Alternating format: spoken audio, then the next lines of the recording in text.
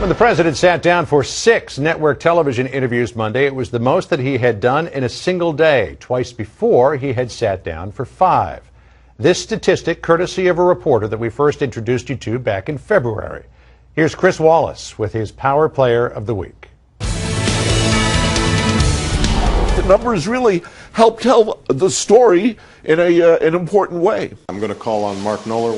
Where's Mark? There you are. Mr. President, the numbers CBS White House correspondent Mark Knoller is talking about are meticulous records he keeps on almost everything the president does. Think we're exaggerating? I keep logs on number of speeches. Did he use a teleprompter? How long did the speech run? Where did he go? How many times has he been there before? Number of flights on Air Force One.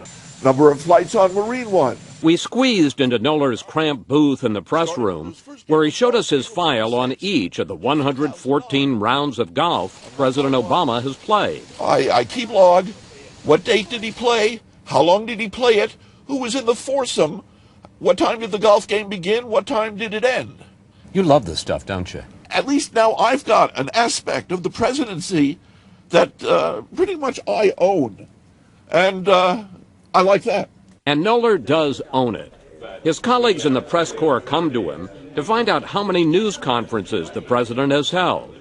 And when National Security Advisor Tom Donilon was briefing reporters on the economic summit last year, he deferred to Knoller. It's always risky to do this with the presidential historian Mark Knoller in the room, but I'll do this anyway, right? At the risk of being corrected immediately. How do you feel being the unofficial records keeper of the presidency? Well, it certainly wasn't what I set out to do, but unofficial, yeah, I guess I'm unofficial. Knoller started his record keeping a couple of years into the Clinton administration, when he noticed the president kept going to California. I tried going back to reconstruct how many trips he had made to California, and it took all day. So Knoller started keeping his own records. He spends 60 to 90 minutes at the end of each day logging every presidential activity. The presidents have noticed. When Knoller reported George W. Bush had spent more than a year at his Texas ranch, it came up at a White House Christmas party. I come up to shake his hand, and he says to Laura, "This is the guy who tells everybody how often we go to the ranch, and if we get there at 10 in the evening, he counts it as a full day."